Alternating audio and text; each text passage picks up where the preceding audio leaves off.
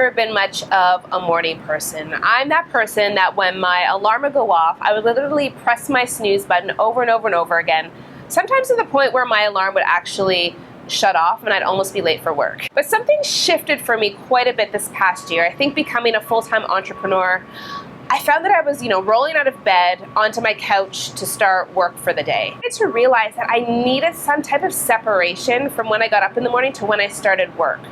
So I decided to start going to 7 a.m. yoga.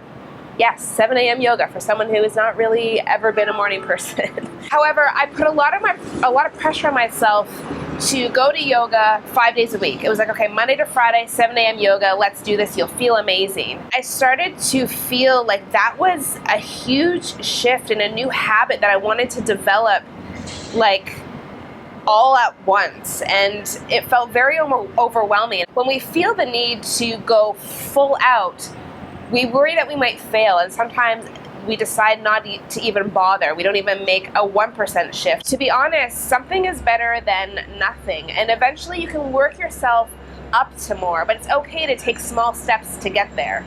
I started to allow myself and give permission to myself to maybe just go to yoga 2 or 3 times a week.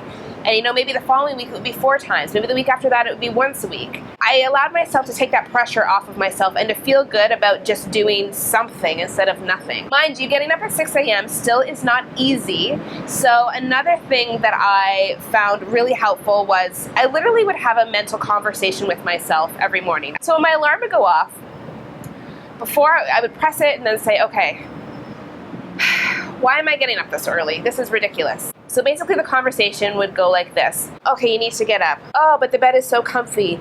Yes, but you'll feel so much better if you get up and go to yoga. Yes, but I can go to a later class. But you need to start your day off this way. You know how good it'll feel, and it feels so amazing to be outside this early. You like that feeling. Yes, but I like the feeling of this bed even more. All you have to do is open your eyes and take 1 step out of this bed and you will be fine. Yes, it's true. It just takes 1 step. You got this. Okay, fine. Let's do this.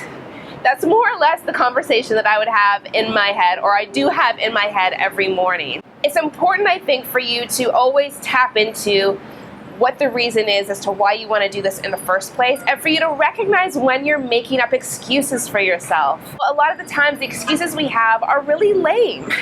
It's time for you to take control of your life. This is all up to you. All it takes is a mind shift and just retraining your brain and getting into new habits. And it can be painful at first, I get that. But the more that you keep at it, the more consistent you are, the little 1% shifts that you can make along the way, you will notice huge results in the end. I'm also really excited because I've just developed these new programs as well at SharonStokes.ca. So if you feel like you lack motivation in certain areas in your life, if you crave more balance, or if you want to work on boosting your confidence more, head over to SharonStokes.ca and feel free to reach out to me as well, Sharon at SharonStokes.ca. I would always love to hear from you, and I would also love if you shared this YouTube video with your friends and if you subscribe to my YouTube channel.